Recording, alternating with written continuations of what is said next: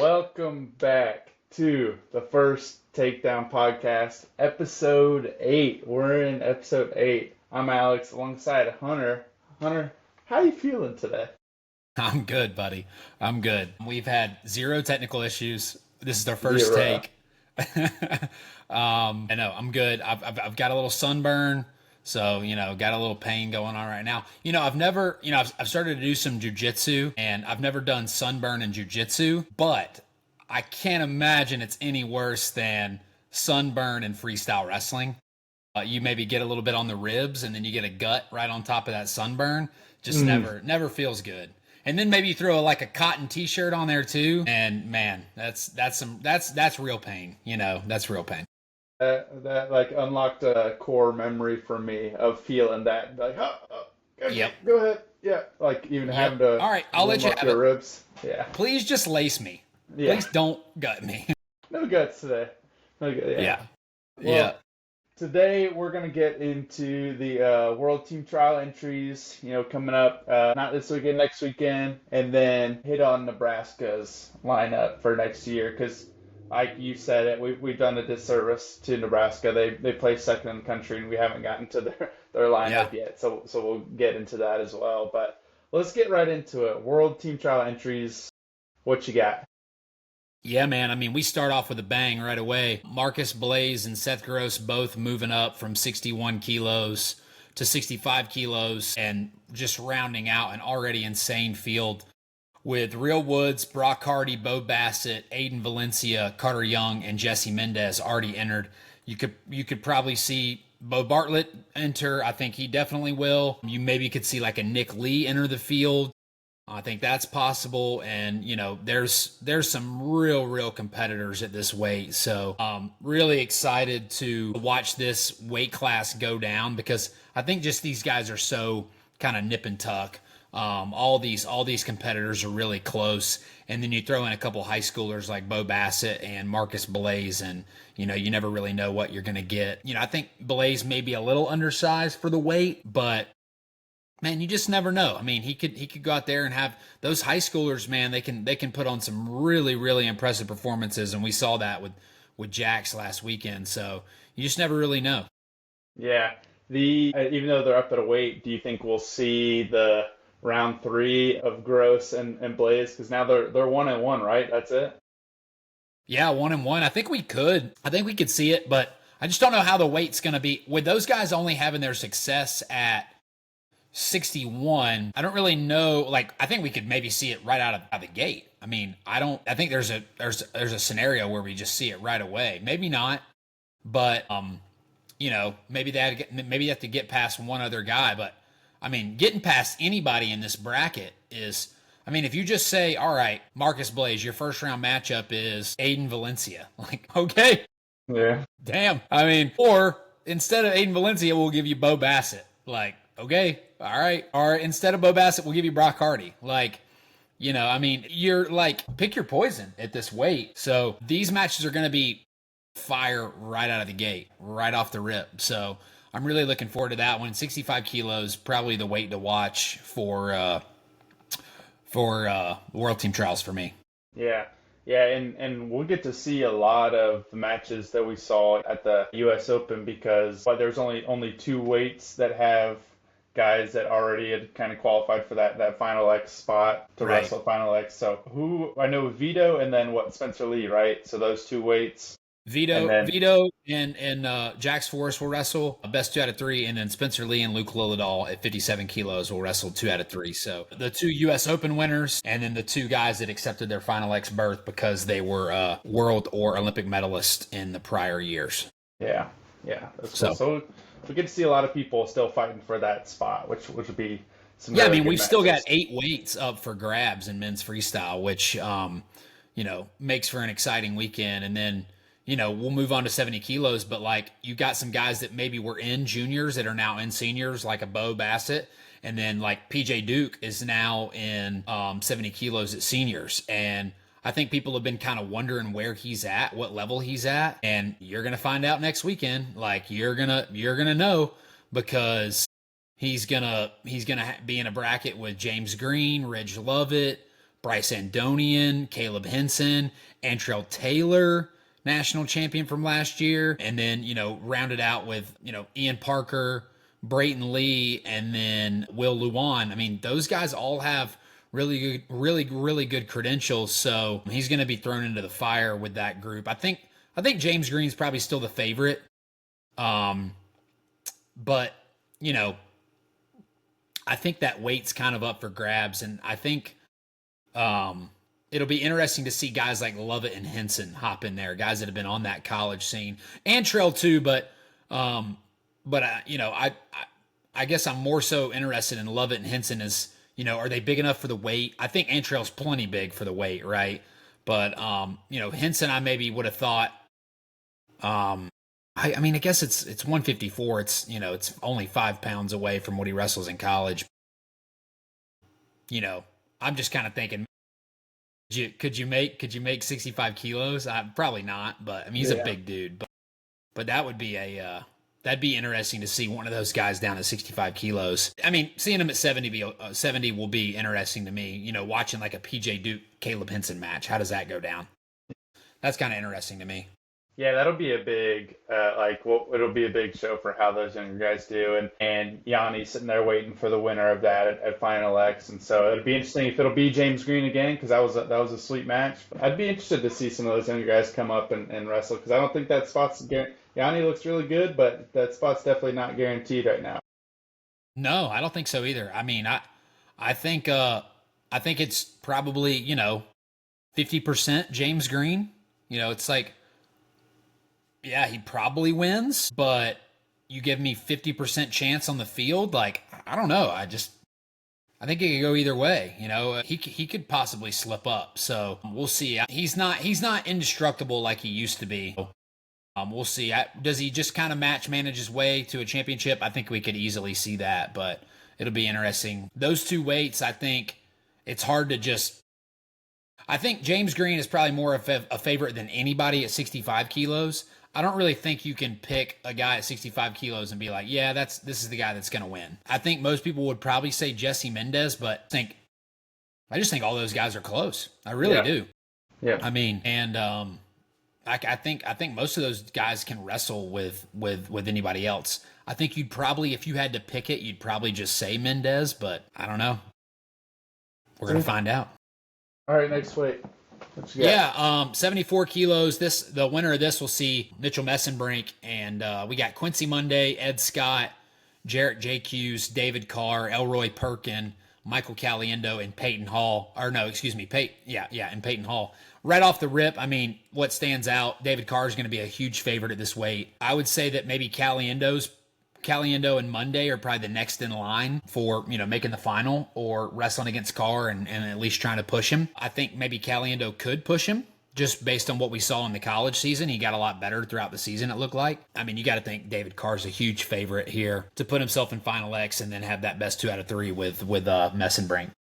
Yeah, I think so. And he's been training it more freestyle than Quincy Monday has, but I'm interested to see if David Carr wins, him being the favorite, what adjustments he'll make against Messenbrink. I hope that I mean, he had that huge win. He had that huge win over Takatani, who took silver at the Olympics, and I just kind of think you came away from that match being like, oh, well, like, this guy's just going to be our rep. And then kind of the way he lost to Messenbrink, I've seen a lot about people saying, like, David got tired, but like he gave up those 4s. It wasn't late when he gave up those 4s to Messenbrink. Like, I do think there was an element to David getting tired, but I don't think that's why he lost the match. Like, I think he got out wrestled by Messenbrink. So does he need to maybe protect his legs a little bit more for Messenbrink? Maybe that's it. I think that's really hard to do against a guy like Messenbrink. It's a little bit maybe easier said than done. I do think maybe he needs to go back and watch a little bit of how he scored in his national final match. Double, single, meat and potatoes shots, kind of trying to blow through Messenbrink early and get into that lace. I mean, that lace is dangerous when he gets to it. He got to it and only got 1 roll through on Messenbrink the first time in their last match. But I think you go out there, you hit him in a lace, you end one of the matches, and now that's like in the guy's head, you know. So maybe Messenbrink doesn't come out the next match and he's like pushing the pace because he feels like he's got to manage the match. I doubt it because that kid's a psycho, but it's possible. That's I think too that yeah, David Carr has to be a lot more disciplined about letting Messemer get into his legs because yeah, I think once he gets into his legs, it's just going to be so much harder to not get scored on. Just because the way that he was finishing too, like it made it look like David Carr was just like trying to grip and rip, but he had already started climbing up to his butt. Like it was he's so good at finishing those shots, and so not letting him get into those legs, I think is going to be his best thing. But like you said, he's got to get ahead and get ahead, try to get ahead early.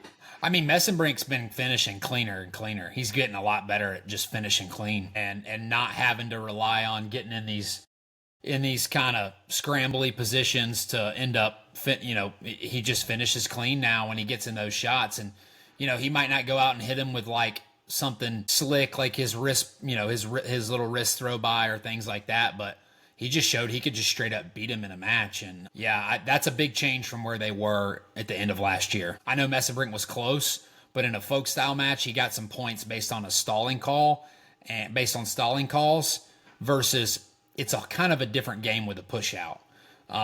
Because one is kind of acting, like you're acting, I'm doing this, I'm doing that. And then there's no acting in freestyle. It's like you either got pushed out or you didn't. So I found that match really interesting. I don't know. Messenbrink looked the part. He won't be wrestling next weekend, but I feel like whoever comes through that weight is taking second at Final X. Yep. Well, we'll move on. We'll move on to 79. Not a lot of guys entered, and it's kind of the same contingent. Kennedy Monday, Dean Hamidi, Carson Harchla, Simon Ruiz, Muhammad McBride, and then you kind of start looking down at 86 kilos. There's only two guys entered, Marcus Coleman, Chance Marsteller. So obviously there's one big name that we didn't say, which is Kyle Dake. What does he do? I think that's a big mystery right now. I think he could go either way. I think he'll end up going 86, but I think I would be really considering 79 kilos if I was Kyle Dake. Not because like you're conceding the weight. I just genuinely think he has a better chance at winning the Worlds at 79. Like I really do. I think that Zahid's at his best weight at 86, and I think Kyle's at his best weight at 79. And that's okay. Like you don't have to be an 86 kilo guy right now. You can be an 86 kilo guy in 3 years when it's the Olympics. Yeah. Or in 2 years, you try to go get that spot.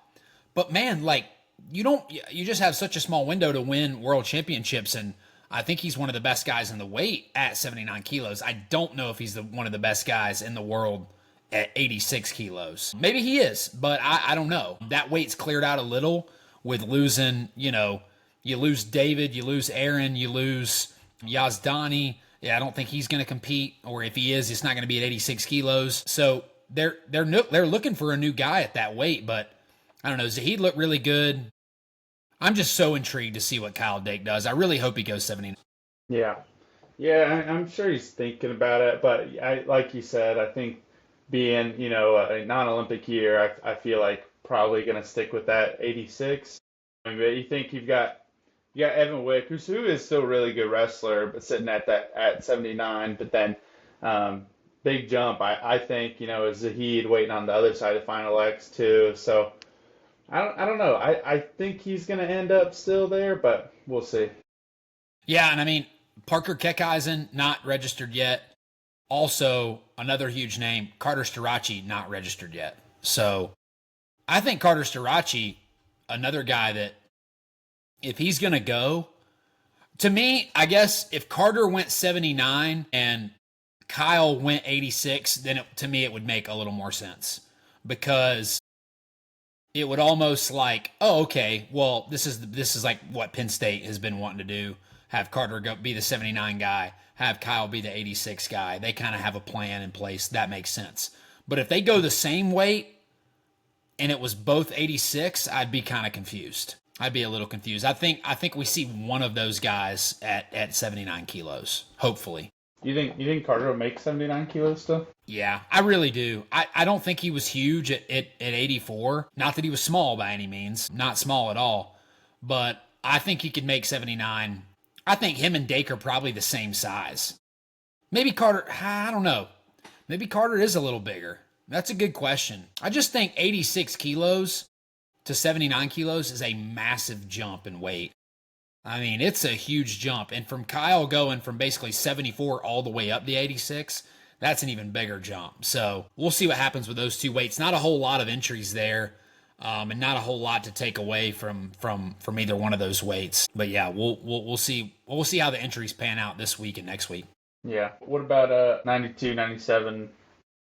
Yeah, we got Patrick Brophy, Mike Mock, Eric Schultz, Dustin Plott, and Sinclair. So not a huge group. Aiden Sinclair made the finals, wrestled Hidley and lost. But it's looking like it's going to be somebody from that group unless we get a guy late that comes in at 92. I don't see that happening. I don't think Aaron Brooks is wrestling this year, so I don't see him at 92 or at 97 for this season. And that kind of goes into, I mean, the rest of the entries, we can just kind of finish it out. 97 kilos, Gavin Hoffman, Christian Knott, Jay Aiello, 125, Christian Lance, Jordan Wood, Demetrius Thomas. Not a whole lot there right now. Maybe we'll get some more entries in the next little bit. We'd love to see a guy like Mason Paris. Obviously, would love to see Gable. Don't think any of those are happening, but would just be fun to see. I think this being 1 year removed from the Olympics, we're falling into that Russia spell a little bit, where it's kind of always a down year a little bit. Yeah. For world team trials. And I think that makes sense, especially the guys that have been doing it, that have been now wrestling at this like Olympic level and went through a lot last year training, trying to get that Olympic team. And if they didn't make it, then kind of taking a year to evaluate, get their body right. And then you've got so much time in between to start making sure that you're doing it right and being where you want to be. So. Yeah, for sure. Well, I mean, we'll see. We'll see what happens. It'll be a good weekend of wrestling. Like I said, we got 8 men's freestyle weights and then women's freestyle as well. We'll see some really good girls trying to make a final X. Yeah, that girls team is stacked right now. They're really good. I watched a lot of. We got a few pretty good girls in Tennessee that have been wrestling lately, and I've just been watching that. It's just cool for the sport and them like growing and just being so much better than like when we were growing up. Like there were some studs, but I just feel like it just keeps every year getting on a different level. Yeah. Oh yeah. No, I mean the learning curvature for them goes higher and higher every year, just with the popularity of the sport. Well, let's jump into Nebraska's lineup. I mean.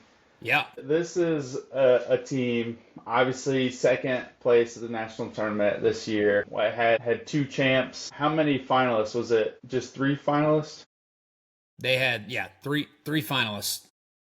And this is a team I think, in the past little bit of time, they haven't had too many people that have transferred in, that were doing really well in other school. They have some cornbread, some Nebraska, maybe not from Nebraska originally, but they've done a really good job of bringing people in, recruiting, and then building them up from talent. You see people talk about it on Twitter all the time. And so let's just go through from bottom to top what that lineup's going to look like next year compared to this year and how these Cornhuskers might finish off again. Yeah, I mean, they're going to bring back a ton of points. They're going to bring back the starter at 133, 141, Brock Hardy, who was a national finalist last year. They're going to bring back their 57-pounder, Antrell Taylor, who was a national champ. They're going to bring back Chris Minto, who was 4th. They're going to bring back Silas Allred. They're going to bring back Camden McDaniel. So that right there is 6 All-Americans that they're going to bring back. So, I mean, pretty impressive. The drop-off right away is they had a guy in Caleb Smith who was a 2-time All-American, who they They basically, they took him plucked him from App State, turned him into a couple-time All-American, did a really good job with him, turning him into a national level threat, a guy that could compete with some of the best guys in the country, and did all year. So they will have a young guy at that weight. It'll be one of Alan Kohler or Cale Lorenzen, both tough guys, in their high school careers, both pretty highly recruited kids, but they're going to battle it out, and whoever comes out of that will be the starter and will be Nebraska's guy for next year, and we'll see how that goes. I mean, I don't really have a lean on who I think it'll be. I just think that either one of those guys could be the guy, and I think that's kind of just what Nebraska's relying on. They didn't try to bring in a transfer. I think they probably feel pretty good about those two guys. So at 125, it'll be one of those two dudes, and I'm excited to see some new blood in the Cornhusker lineup. Yeah, it'll be good. And I liked what they did, with Caleb Smith, and he was so good at keeping matches close. And then I feel like you then saw the progression of, okay, now he could keep matches close, and then now could start scoring on people and winning these Big Ten matchups. And he had success early on, and then finished off All-American this year, right? Right? I'm not making that up. The last 2 years, yeah. Last 2 years, yeah. So that's sweet. Yeah, I'm excited to see these guys. And what both of these guys, what year are they at? Alan Kohler. Well, I mean, I think they came in the same year. I'm pretty sure they came in the same year, and one guy wrestled last year. Alan Kohler, excuse me, no, he came in 2 years ago, and then I think Lorenzen came in just last year, so he's only been there 1 year, or maybe he did a gray shirt year or something like that. I know they've only been there 1 or 2 years apiece, so both tough dudes, and it's going to be exciting to see how they battle for the spot. But the next, honestly, like rest of their lineup is like pretty set. Mm-hmm. I mean, on paper, I mean, the thing is they have returning NCAA All-American Jacob Van D, who's kind of up and down. He was kind of up and down all year, but then put it together at the national tournament and places. And then they'll have a national title threat at 41 with Brock Hardy. I mean, he's right there. We know he can beat Mendez. He lost to him, but we know he can wrestle with him. So, they'll have a guy that they're probably penciling in to at least the finals, they would think. And then they bring in a big transfer and Chance Lamer coming in at 49 after losing Ridge Lovett and having him kind of the guy at 49. So, yeah, that'll be interesting. That'll be some new blood, but it still is kind of just written in pen. That'll be the guy. I mean, for the most part, there's not really anybody else to take that over. And then we'll see how those guys look. They'll have new guys in their lineup, but it's still, like I said, it's all kind of written in pen at this point, besides 25, what their lineup's going to look like. Rounding out the first half of their lineup is Antrell Taylor, who is a national champion. So you think about it, they got a first, a second, another All-American, a transfer, and then 2 freshmen who are going to battle it out at 25. That's a pretty good mix of kind of how you structure a lineup, right? Like really, really high-end talent for some of these teams that's still pretty young, but, you got a senior in Chance Lamer, senior in Brock Hardy, junior in Antrell Taylor, junior in Jacob Van D, young guy at 25. So it's like, all right, we're kind of, when you're looking at like team building, we've kind of figured out this 25 thing that we're going to let these guys battle it out, and one's going to emerge. So we put our eggs in there. We got our eggs in kind of the other weights, but they're a little older, so now we got to start bringing in some more talent at those weights on the recruiting trail. So they've done a really good job at just putting guys where they need to on the recruiting trail, maybe getting a transfer here and there where maybe they thought they had a guy, but they needed to fill a hole. I feel like they've just done a really good job at team building, but then also developing the talent that they do get. Yeah. And Lamer, just to hit on him, because it's national qualifier, and then was it round of 12 2 years before that too? Yeah, I think so. It'll be interesting. I hope that he makes this jump to going to Big Ten.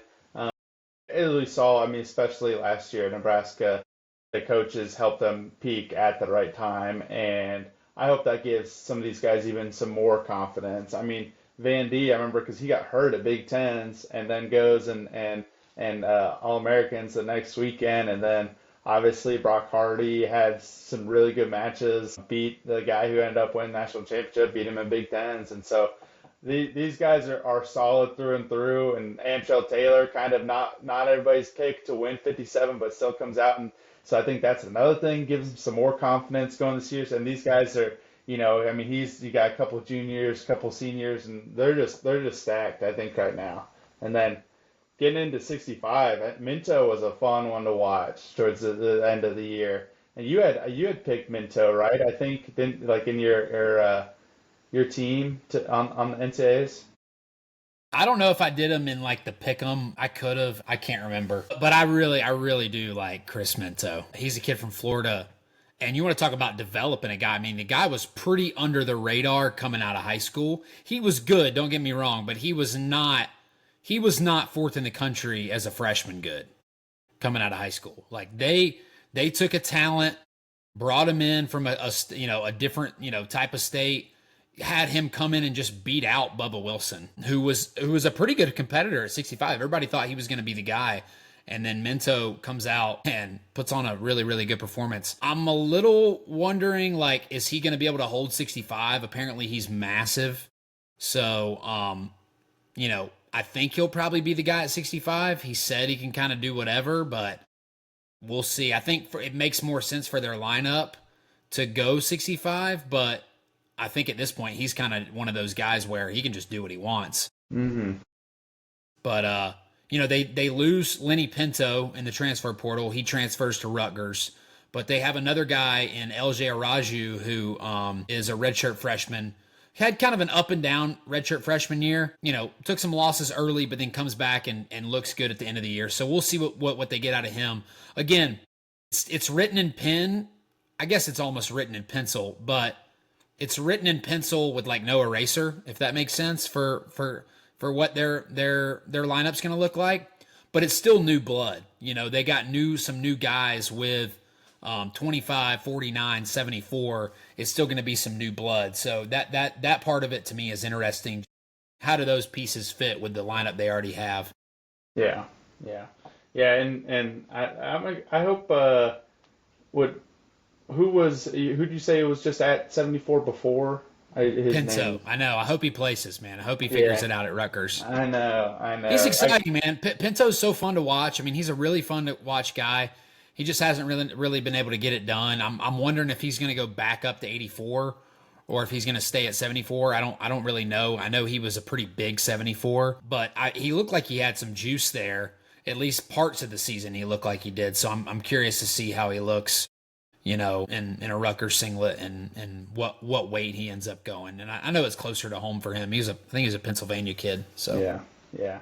Well, then Silas Allred, we've seen him around for a little bit now, and so him coming in his senior year. I mean, he had I remember it was like a couple years ago where it was a couple years when he won the Big Ten championship and was turning some heads. And it was 2 years ago, and it was at 97. Yeah. So it was at 97. He beat Max Dean a few times, which was crazy, And then they cut him down to 84 last year. He ends up getting it done, places, has a good year, and he'll be definitely a threat to place again, probably to place pretty high because that weight just loses. That weight just loses so much at the top. You lose Carter Starachi, you lose Parker Keckeisen, you lose Dustin Plott. So, I mean, you really lose a lot of top-end talent. Now, you add some talent in with Rocco Welsh and, Angelo Ferrari. Those guys are going to get immediately added in, and they're going to be threats. But, yeah, I mean, Silas Allred probably start the year ranked like 4th, 5th, something like that. So he'll be right up there with a lot of those guys. So it'll be interesting to see what he brings to the table next year. And I think he's a senior, so he'll finish out. And maybe end up being 2-time All-American. I don't know if he ever placed at 97. Did he place at 97?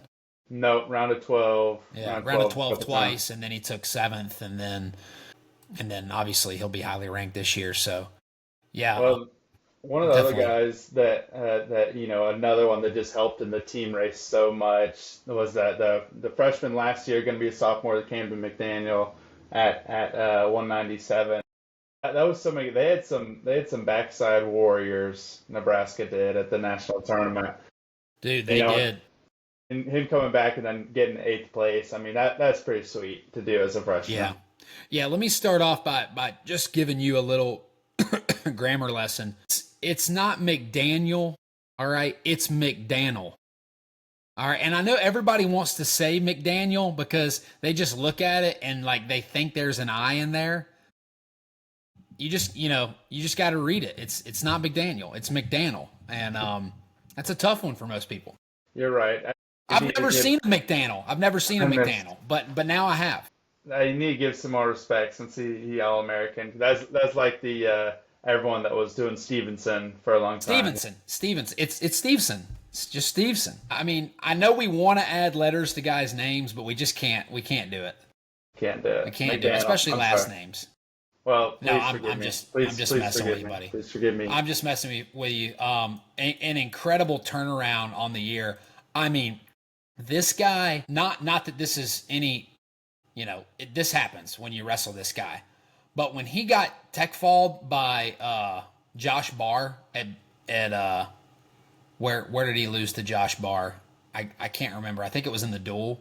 And I Hmm. was like, oh my God, like he's a freshman. He's wrestling another freshman. This is bad. He got majored by Isaiah Salazar earlier in the year. Just took some losses where I'm like, he's a tough dude, but man, maybe he's just not there. And then, man, just goes out and beats the guys he has to, beats beats Andy Smith, which was a really nice win. Beats Luke Stout, which is a great win. I think he beat Gabe Sollers in the round of 12. So pretty impressive on McDaniel's part. Sometimes it's just a nice path. Sometimes you're just a backside warrior and takes a loss to Joey Novak and Max Stout on the backside. But yeah, man, pretty crazy year to go 22 and 14 and then end up eighth place in the country. That's pretty awesome. Yeah, yeah, that's sweet. That's sweet. Well, hey, let's finish it out. Who you got? Heavyweight, Harley Yeah, this is Andrews. this is the biggest surprise for me, right? I thought they would bring in somebody. I really did. I know they had Nash Hutmacher, who they had recruited, who was going to do both. He played football, and he did that last year. He played a little football. I think the Polar Bear was his nickname, right? Hmm. Yeah. So he'd play a little ball, and then he'd come out and wrestle, and maybe he didn't have the best technical aspects to his game at the time when he was just coming off the field running straight onto the mats and maybe cutting 20 25 pounds to make 285. But I think that was their plan. They have Harley Andrews. He's been a solid starter for him, but in the Big Ten, man, you need a little bit more than solid starter if you're going to want to qualify for the national tournament, put guys on the stand. I really thought maybe they would go after a guy like Hunter Katka, and I don't know if they did. I don't know if they did or they didn't. Katka ended up going to Rutgers, but I thought maybe they'd go after a guy like that. Yeah. I'm wondering if they hopped in on the Gotti Ali sweepstakes. I don't know. I don't remember Tay talking about the Nebraska or not. I remember him mentioning Michigan and Oklahoma State, but I don't remember Nebraska being in there. But that was my biggest surprise with them this offseason. And there's still time. Things can happen. You can bring in guys kind of later towards the year. Guys change their mind and just, now you don't even have to enter the transfer portal. You can just enroll in a different school and just say, all right, well, I'm disenrolling in this school and going to another school and just show up. So we'll see what happens. I'm curious. I'm curious if he'll be their starter at the beginning of the year, but that's got to be the weakest part of their lineup. Just with the rest of the firepower they have on this team, it's definitely their bookends. Harley Andrews, and then what are you getting out of 125 with these couple of freshmen? It feels promising at 25, but just because you got a couple guys, you don't really know what to expect. But with heavyweight, you've already kind of seen it, so it's like we kind of know what we got here. Yeah. Yeah, that's true. And I'd say overall, though, Nebraska. I mean, let's see if Harley can put it together this next year. But Nebraska, for me, I think is always a team that just kind of gets a little bit overlooked, especially being in the Big Ten. And I hope that this next year they'll get just, a little bit more respect, like place second at the national tournament, ahead of Iowa, ahead of Ohio State, ahead of Oklahoma State, like against some real, when you think of Big Ten, like Nebraska honestly isn't one of the top ones that comes to my head when I'm telling people like, top schools right now, but I think that'll slowly start to change. I mean, Mark Manning just knows what he's doing. They have some really good guys in the room.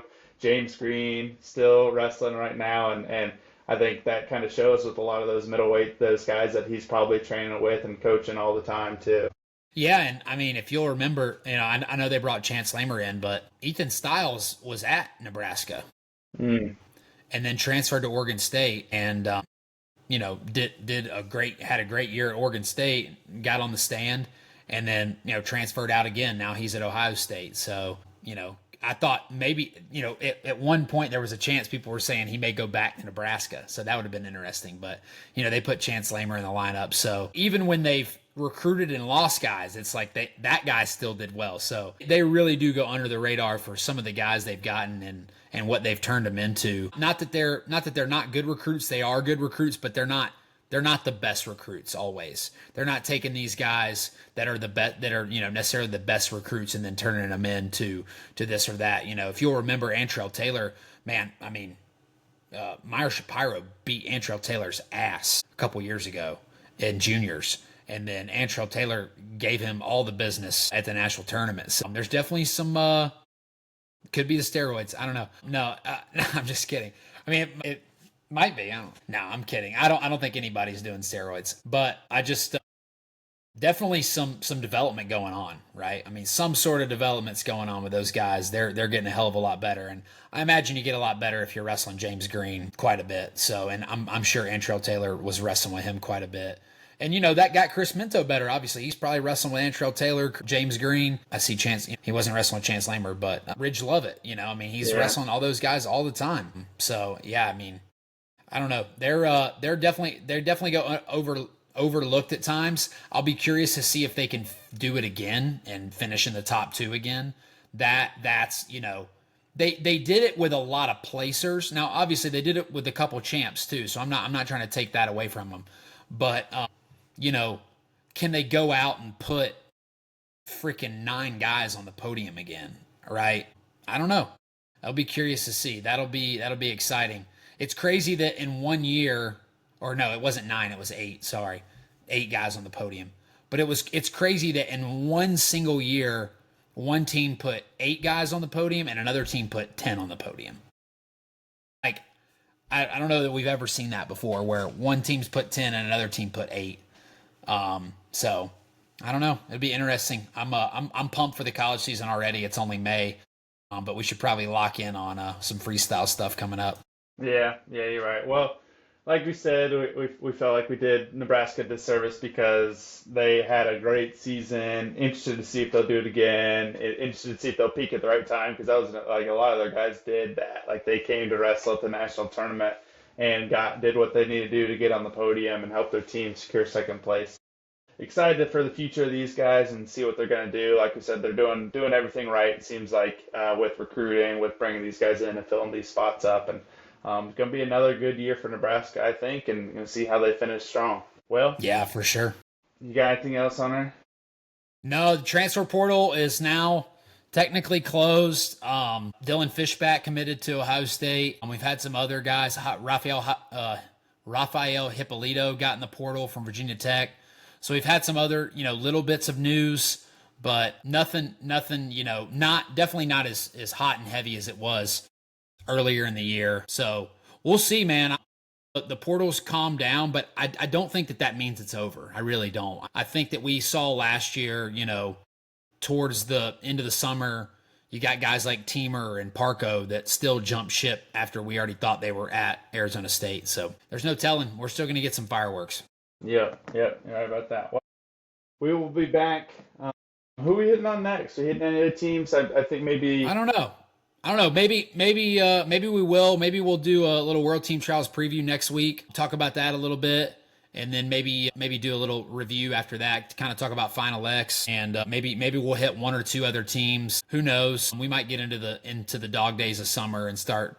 You never know. We could go down this rabbit hole all day. We start doing lineup. Get to like 50 teams, and we're doing freaking Gardner Webb's lineup. So you never know. We could do it, or also get into Final X and stuff. Maybe we start throwing some wins, like some bets on the line. And not I wish not there money was wise. some. I wish there was some actual stuff we could bet on. I really Well, do. I'm saying maybe we throw something like maybe like you can win a first takedown T-shirt. First we got to make them, but then Oh, maybe you can. we got T-shirts. I don't I know. need to see these before we can start giving them out to people. Yeah, or maybe you can win. Like you can come on the podcast, do a little guest, That'd be great. advice That'd be guest. great. So we'll see. Anybody, Maybe we'll do some anybody, giveaways. if you got some followers that can back us, come on the podcast. Well, thank you guys for listening. Appreciate you listening to us talk about World Team Trials, Nebraska's lineup for next year. We're going to keep going, talk about wrestling because we love doing it, and we appreciate you guys. Like and subscribe, follow on YouTube, Spotify. We're on Spotify now as well. If you didn't know, you can do video or audio. And until then, we will talk to you next time. See ya. Peace.